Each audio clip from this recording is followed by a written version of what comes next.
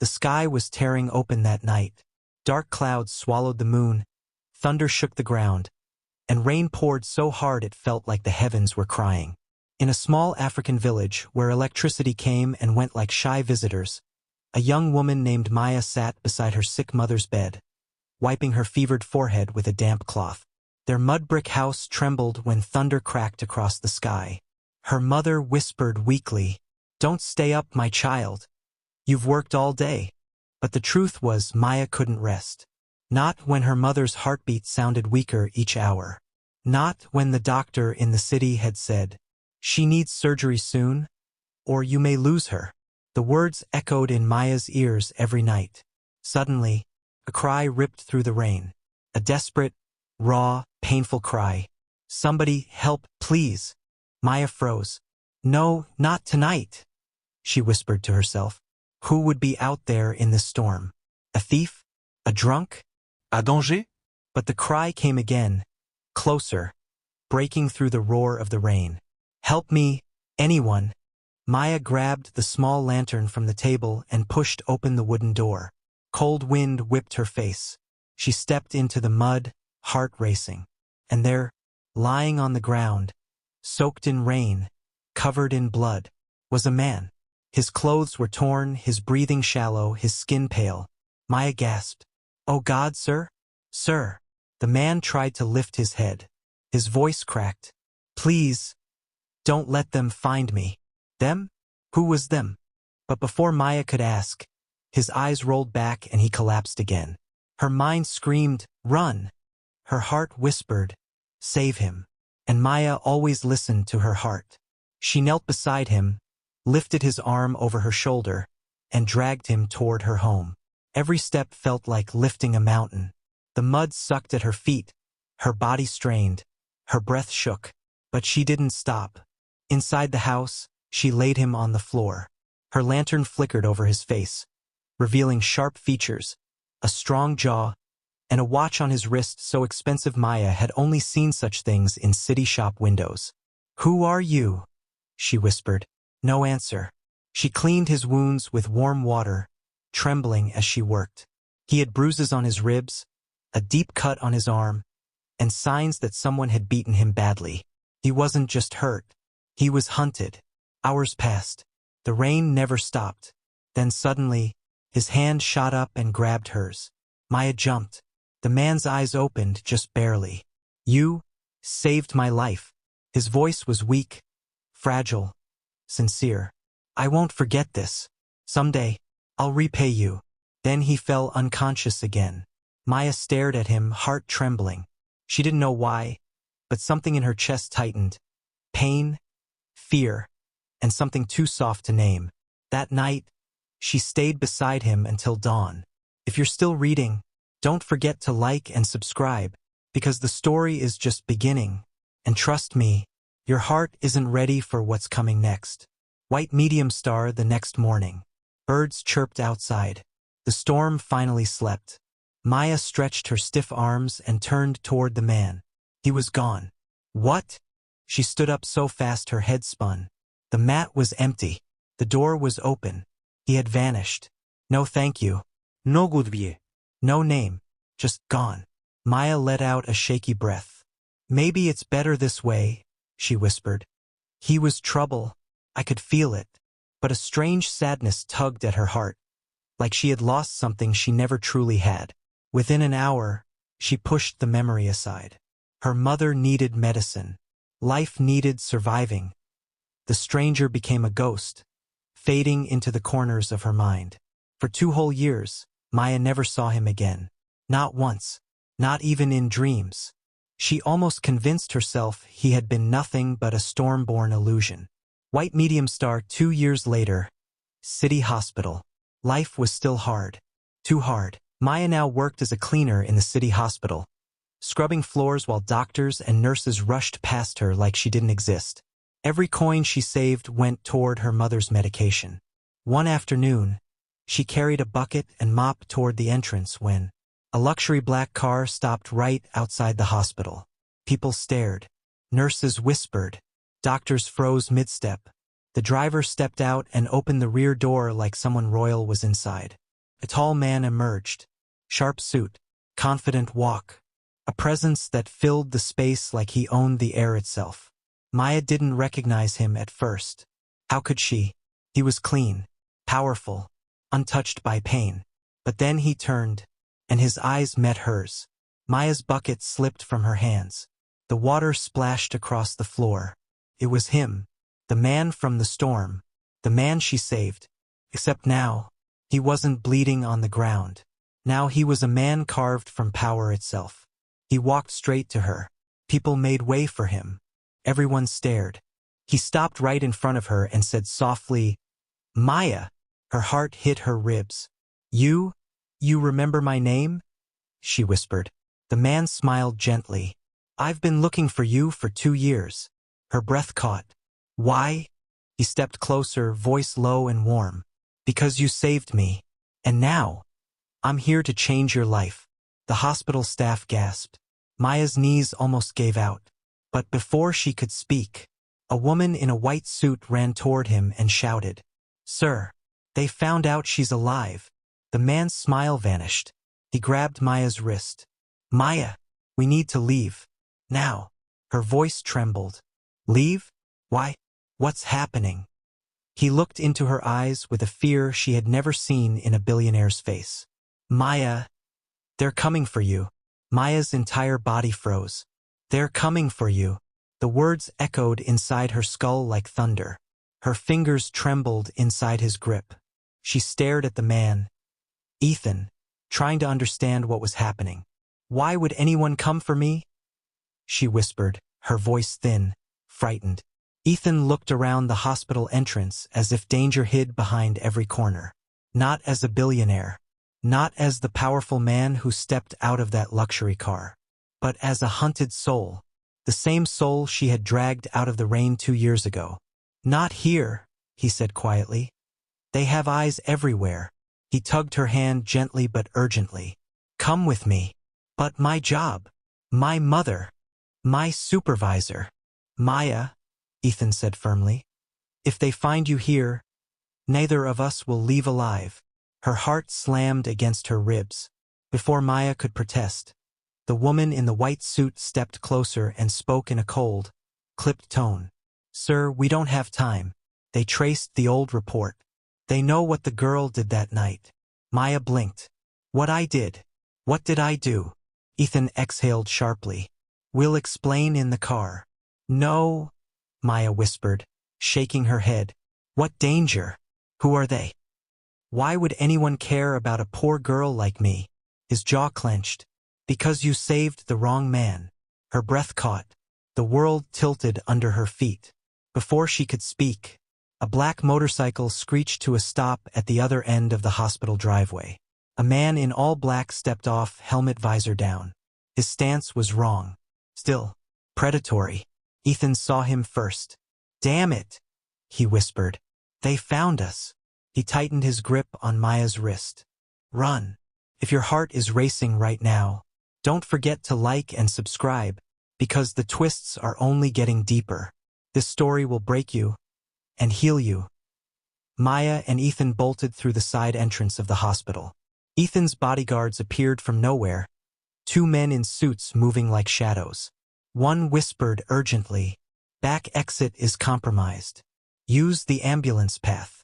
Ethan nodded and pulled Maya along. Maya's breath came in shallow gasps. "What did I do? Why are they after me?" Ethan didn't look back. "You sheltered me that night. That's all it took." "That doesn't make sense." "It will," he said. "I promise." They burst out the back door, racing toward another parked SUV. But just as they reached the vehicle, gunshot. The sound cracked the air. Maya screamed. A bullet hit the wall inches from her head. Dust exploded across her face. Ethan shoved her down behind a stack of crates. Maya's entire body shook. Tears blurred her vision. "Why? Why is this happening?" Ethan cupped her face, his hands trembling too.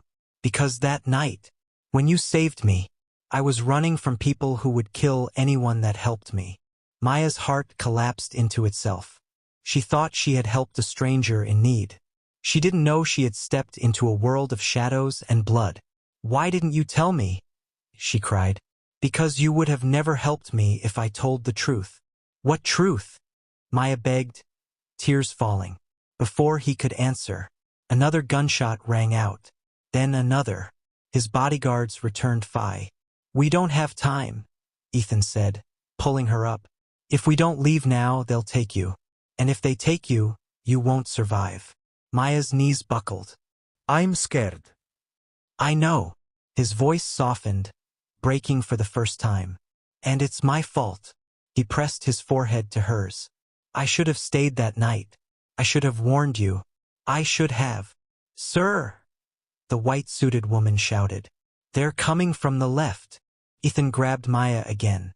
"Into the car. Now." He practically shoved her inside the SUV and jumped in beside her.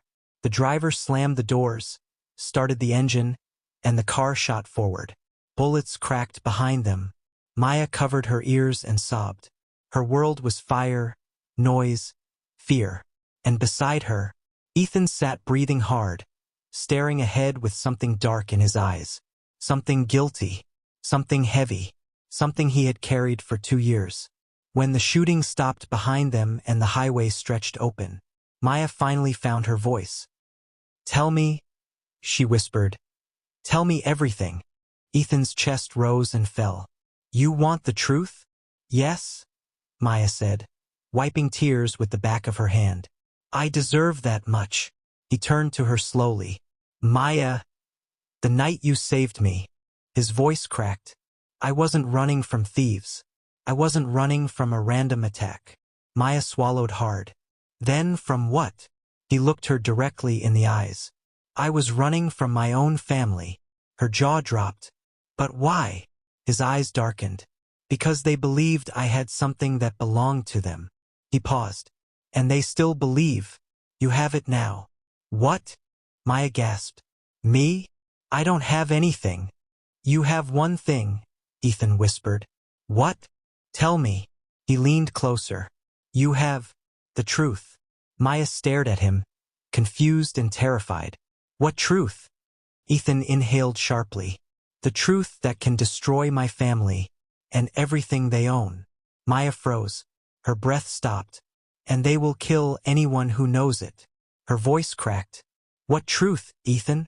What truth did I see?" He looked down at her hands. "You didn't see it. You touched it." Her heart skipped. "What did I touch?" Ethan swallowed hard. "That night, in the village, when you dragged me out of the mud." "Yes?" "You picked up something without knowing." "What?" He met her eyes. "A flash drive." Maya blinked. I never saw any flash drive." "You didn't see it," he said. "But you carried it. It was stuck to my clothes." Her mind reeled. "That flash drive," Ethan continued quietly, "contains evidence of every crime my brothers committed. Every stolen fortune. Every life they ruined." Maya's breath trembled. "And now," Ethan whispered, voice breaking, "they think you still have it." "I don't," Maya cried.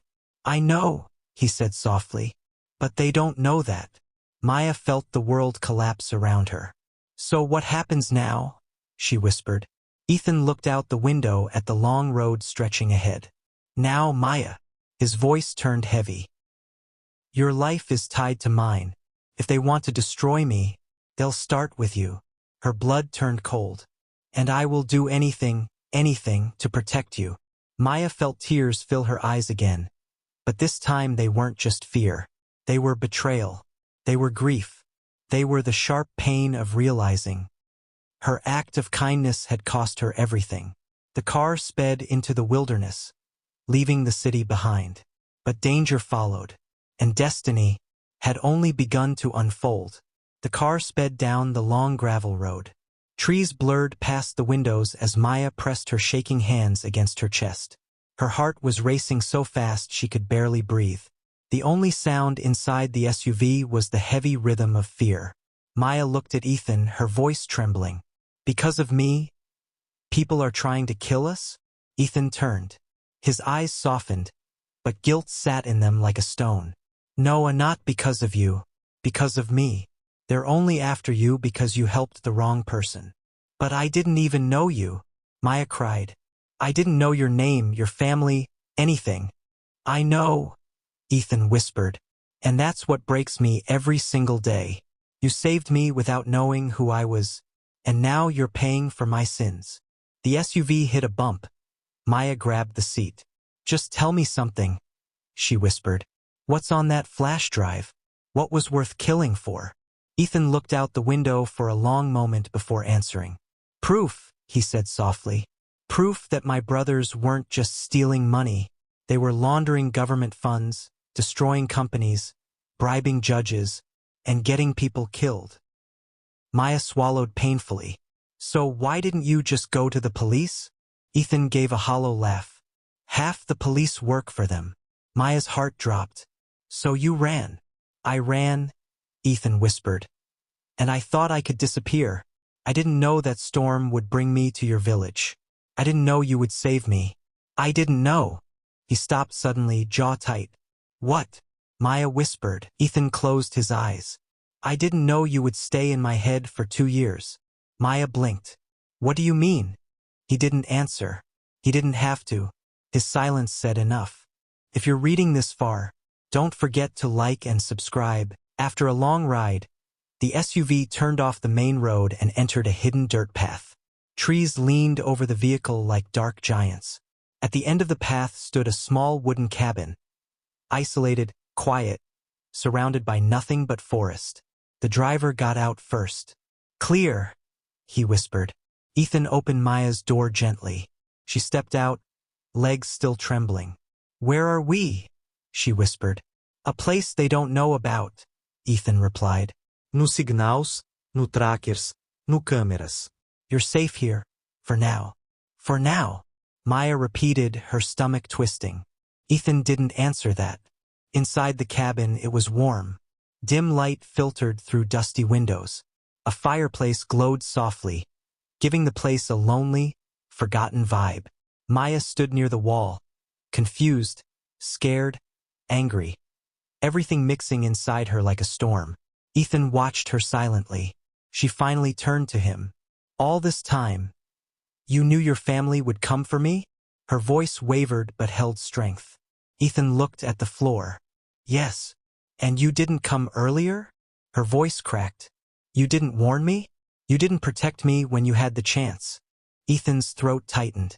Maya, I thought my brothers believed I was dead. If they believed that, they wouldn't search for you.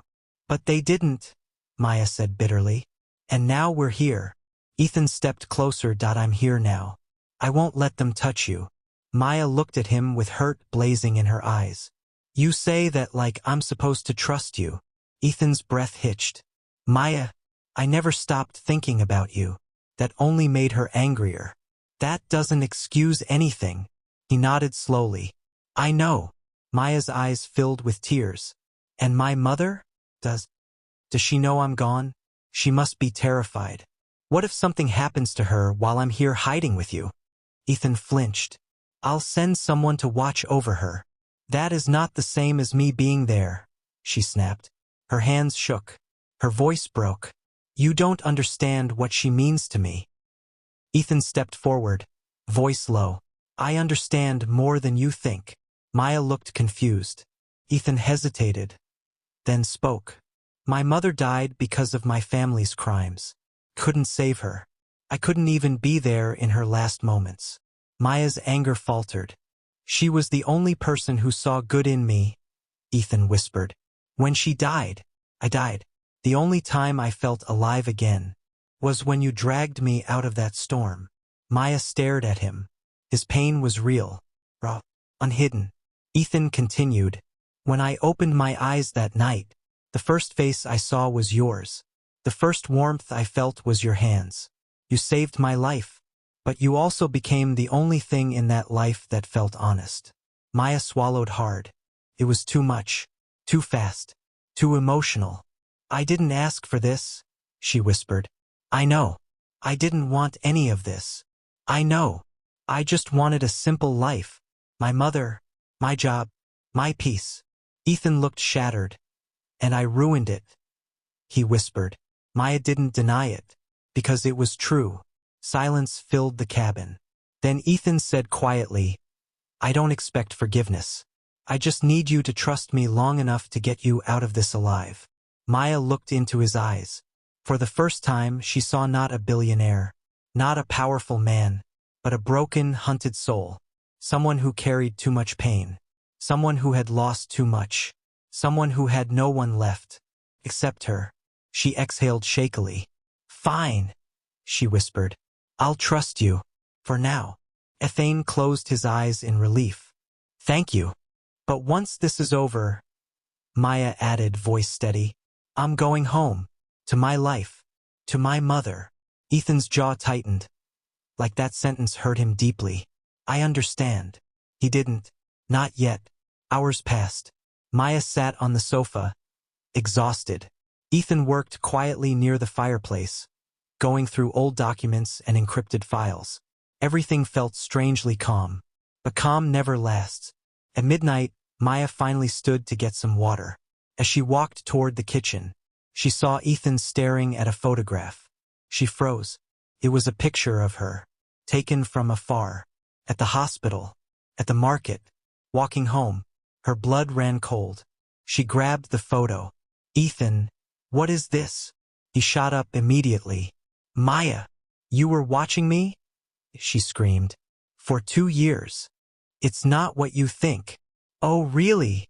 She cried bitterly. Because it looks exactly like stalking. Ethan moved closer, desperate. I had to protect you.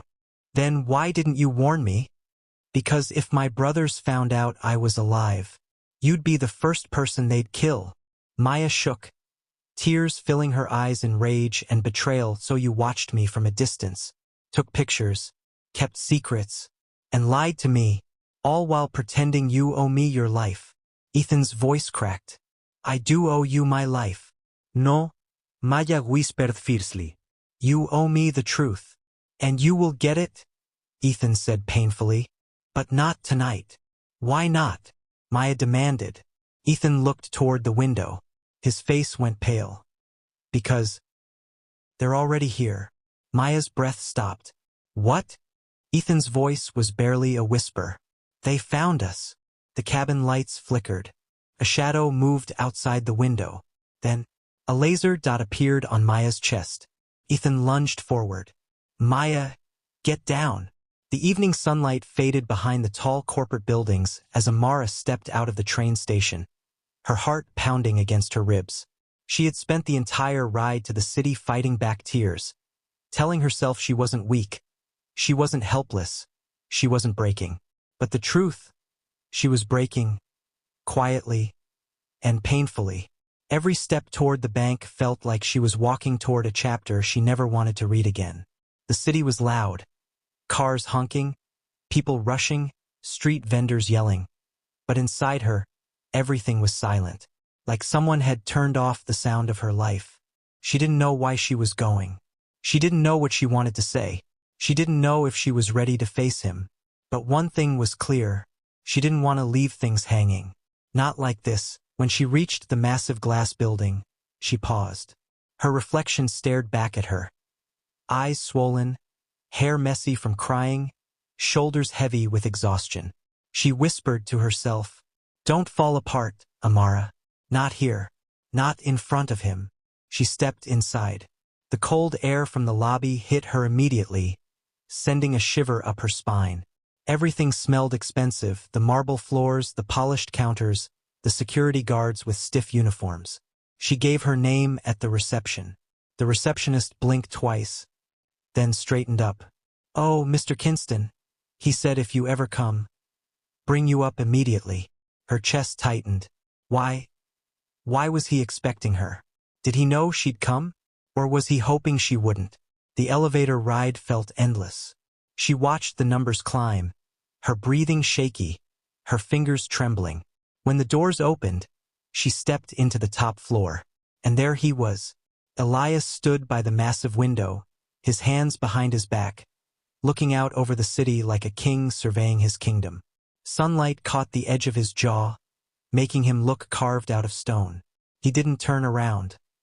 Not immediately. Amara, he finally said, voice low, steady, too calm. You came. Her throat tightened. She didn't trust her voice, so she didn't answer. He turned. And for the first time, she saw it. Tired eyes, a bruise at the corner of his lip. A scratch on his neck. A tension in his shoulders he couldn't hide. It wasn't from a fight with someone else. He had been fighting himself. Why did you do it? She whispered. Her voice broke on the last word. He swallowed hard. Because I am not a man you should be around. That's not an answer. It's the only one I have. She took a step closer. Then give me the truth. I deserve that much. He looked at her.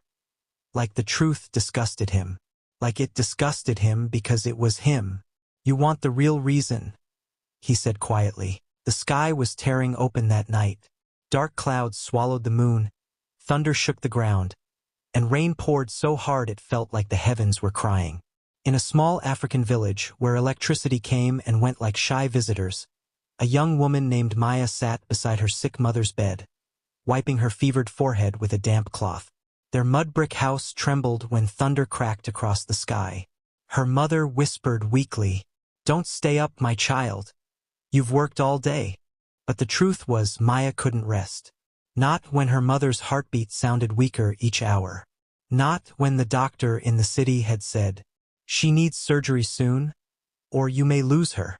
The words echoed in Maya's ears every night. Suddenly, a cry ripped through the rain. A desperate, raw, painful cry.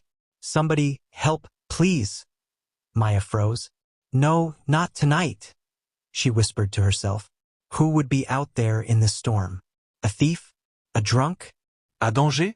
But the cry came again, closer, breaking through the roar of the rain. "Help me, anyone." Maya grabbed the small lantern from the table and pushed open the wooden door. Cold wind whipped her face. She stepped into the mud, heart racing. And there, lying on the ground, soaked in rain, covered in blood, was a man. His clothes were torn, his breathing shallow, his skin pale. Maya gasped. "Oh God, sir? Sir." The man tried to lift his head. His voice cracked. "Please, don't let them find me." Them? Who was them? But before Maya could ask, his eyes rolled back and he collapsed again. Her mind screamed, "Run!" Her heart whispered, "Save him." And Maya always listened to her heart. She knelt beside him, lifted his arm over her shoulder, and dragged him toward her home. Every step felt like lifting a mountain. The mud sucked at her feet, her body strained, her breath shook. But she didn't stop. Inside the house, she laid him on the floor. "Because everyone I care about gets hurt. Everyone I try to protect ends up destroyed. And I can't let that happen to you." Amara's chest twisted painfully. "That is not your decision," she whispered.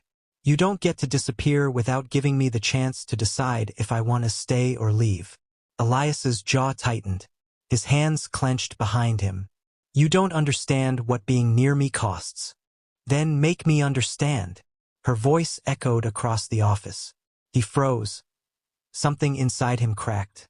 And then, slowly, painfully, he walked to his desk, opened a drawer, and pulled out an envelope. Her name was written on it. Amara felt her breath stop. He held it like it weighed 1,000 pounds.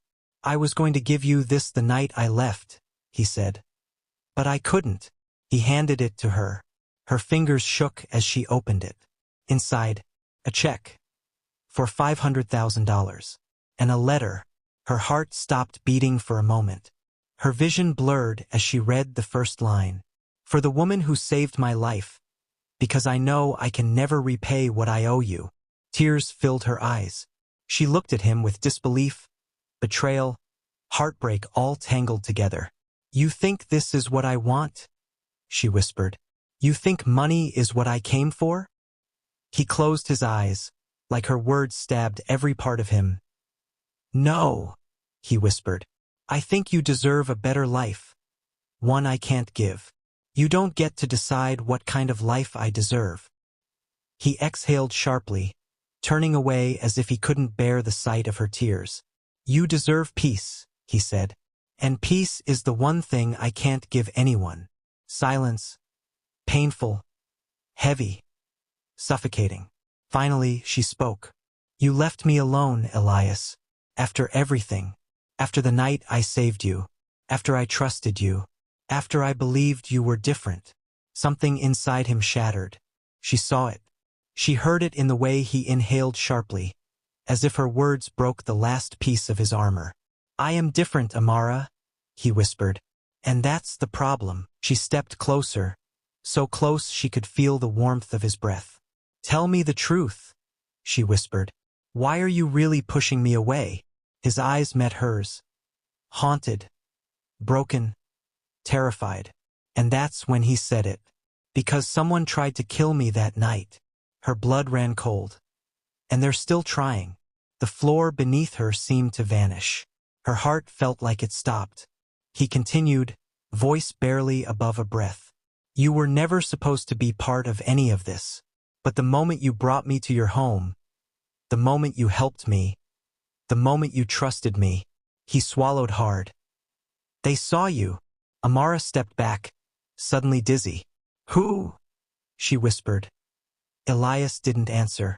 He just looked at her with apology in his eyes. I'm dangerous to be around, he said softly. And now so are you. Her hands shook. Her voice trembled. Elias, what have you gotten me into? He took a step forward. But before he could speak, boom, the office door slammed open. 2 armed men in black rushed inside. Amara gasped. Elias grabbed her arm, pulling her behind him. Her pulse exploded in her chest. One of the men pointed a gun straight at Elias. You should have stayed hidden, Mr. Kinston, the man growled. And you should have stayed away from the girl. Amara's breath froze in her lungs. The man's finger curled around the trigger. Elias whispered, just loud enough for her to hear, run when I tell you. But don't argue. Just run. Her heart was beating so loud she could barely hear anything else. The man took another step. Elias moved slightly, shielding her with his body. And then the man fired. A deafening bang shook the entire room. Amara screamed. Elias stumbled. Blood sprayed across the glass wall. Her world collapsed. His hand slipped from hers. He fell to his knees. And the man said coldly, next time, don't save people who should have died. Amara choked on her breath. Her heart broke into 1,000 pieces. She dropped beside Elias, her hands shaking violently, tears streaming down her face. Elias? Elias, no, no. Please, stay with me. Please. He blinked slowly, struggling to keep his eyes open. His blood was warm on her hands. And with a faint, broken voice, he whispered the last thing she expected. Don't let them take you. Then his body went limp. The gunman stepped forward. Amara screamed his name, and everything went black. Amara's world had collapsed. The echo of the gunshot still roared in her ears as she pressed her hands to Elias's chest, shaking him violently. Elias, don't do this. Don't leave me, she screamed, tears streaming down her face. The gunmen froze. Their eyes narrowed at her desperation. You shouldn't have come back, one of them sneered, stepping closer. We warned you. Amara's hands trembled violently. Blood was everywhere, on the floor, on her fingers, and on Elias. But she refused to let go. She refused to believe he was gone. Stay with me. Stay with me, please, she cried. She pressed her lips to his forehead, whispering frantic prayers. God, please, don't let him die. Not now, not like this. Elias's fingers twitched slightly. A shiver ran through his body. Amara gasped. Did you hear that? She whispered, hope flashing in her eyes. Elias's eyelids fluttered. He struggled to speak, voice weak, hoarse. Amara, you can't trust anyone. Not even me. What are you saying? She asked, heart pounding. He coughed violently, blood staining his lips.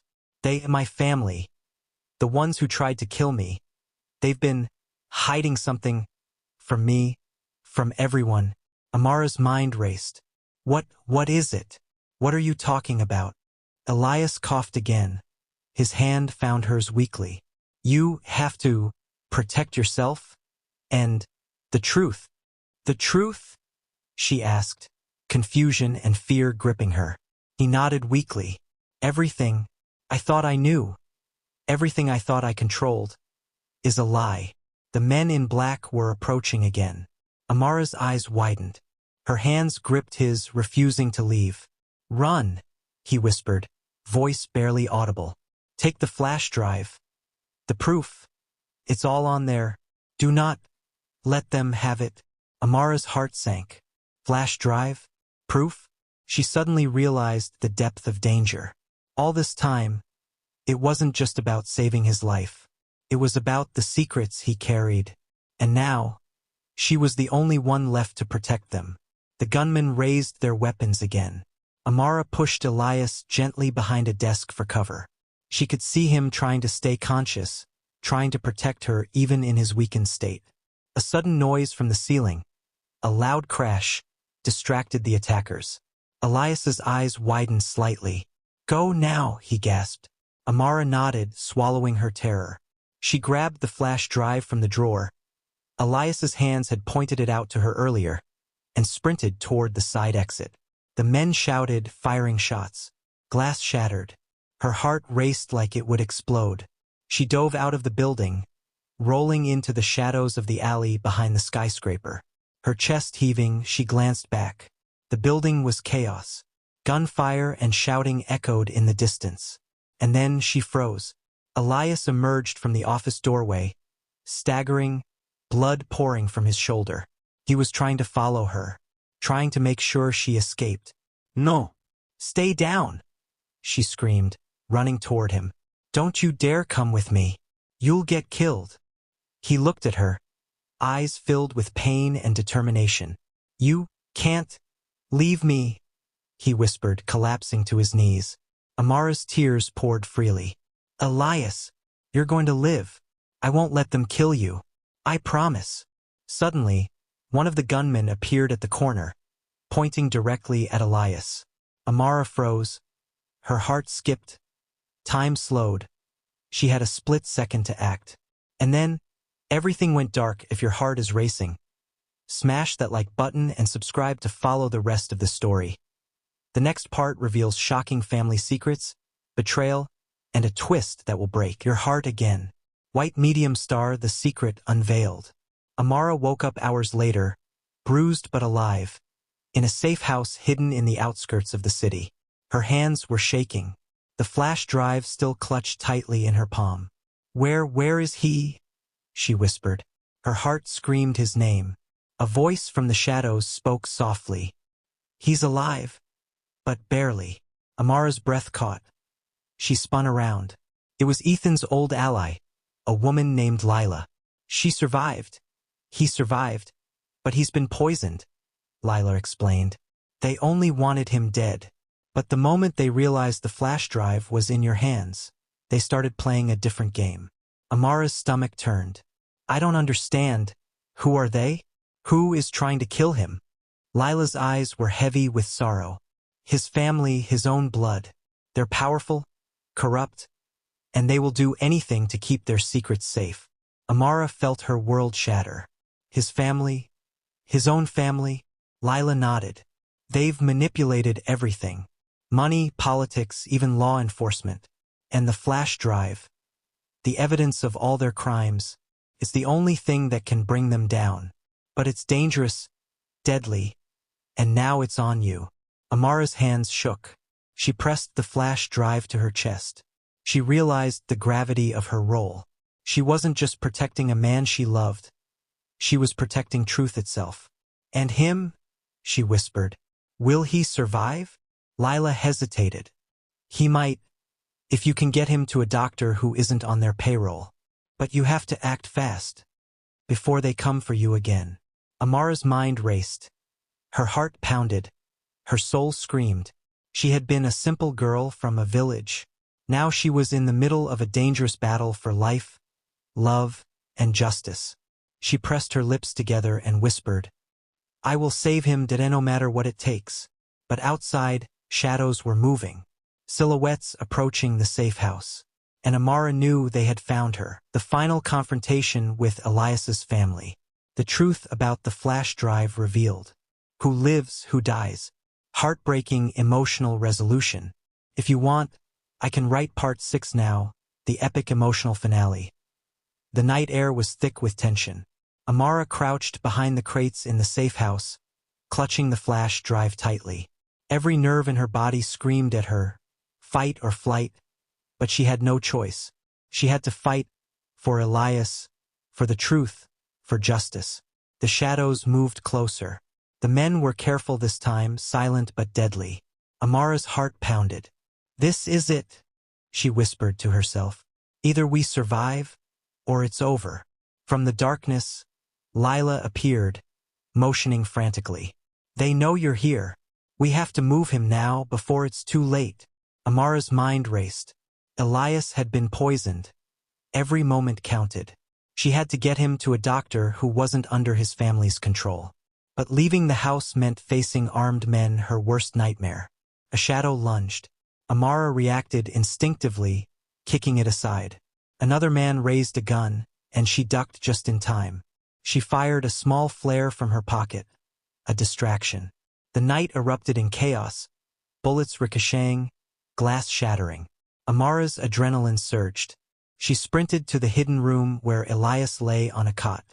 His eyes fluttered open as she knelt beside him. "Amara," he whispered weakly. I lost you. You're not going anywhere," she said fiercely, brushing blood and dirt from his face. "We're getting out of this together." Elias tried to sit up but winced in pain. They poisoned me," he said, voice trembling. "You have to save yourself." "The flash drive." Amara shook her head. "No, we face this together." He reached for her hand. "I'm dangerous. They'll kill you if you stay." "I'm already in danger," she whispered. "And I choose you. I choose this fight.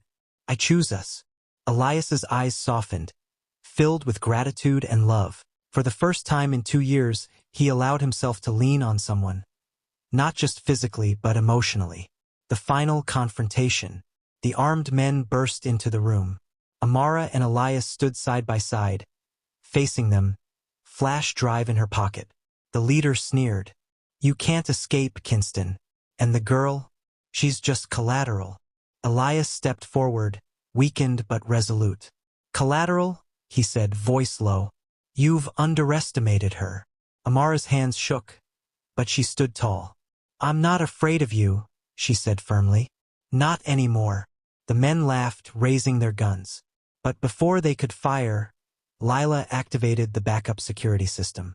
Alarms blared, sprinklers went off, and the room filled with flashing lights. In the chaos, Amara grabbed the flash drive and ran. Elias followed as best he could, leaning on her shoulder. Together, they moved like a single force, hearts pounding in sync. Outside, a black SUV waited. Lila jumped in the driver's seat, motioning for them to hurry. They jumped inside, tires squealing as they sped away into the night. Behind them, the shadows of Elias's family's men vanished into the darkness. But the threat was far from over. The truth revealed. Hours later, in a safe location, Amara finally opened the flash drive on a secure laptop. Files, documents, videos, evidence of theft, corruption, murder, and betrayal. Everything Elias's family had done to climb their empire, and every person they'd ruined along the way. Tears streamed down Amara's face. This could bring them down," she whispered. "But at what cost?" Elias, weak but alive, rested beside her. "You're my courage," he said softly. "You saved me once. Now you're saving everyone else." Amara took his hand. "We'll do it together," she said. "No more running." He looked at her with a faint, tired smile. "You've grown stronger than me," he said. "Maybe I was saved not just by your hands, but by your heart." Amara's chest tightened. She felt every tear, every fear, every heartbreak melt into resolve. "We'll finish this," she said, "and we'll make them pay for everything they've done." Weeks later, the evidence went public. The empire built on corruption crumbled. Elias's family was arrested, tried, and held accountable for their crimes. Elias recovered fully, his health restored. But more importantly, he and Amara rebuilt the trust that had been shattered by fear and betrayal. Standing on a hill overlooking the city, Elias held Amara's hands. "You saved my life," he whispered. "No, we saved each other," she corrected him. For the first time in years, both of them felt peace. The storm that had brought them together was finally over, but the bond forged in fire, fear, and love would last a lifetime. Amara smiled, tears in her eyes. "This is our life now," she said softly, "and nothing and no one can take it from us." Elias leaned down, brushing her forehead with his.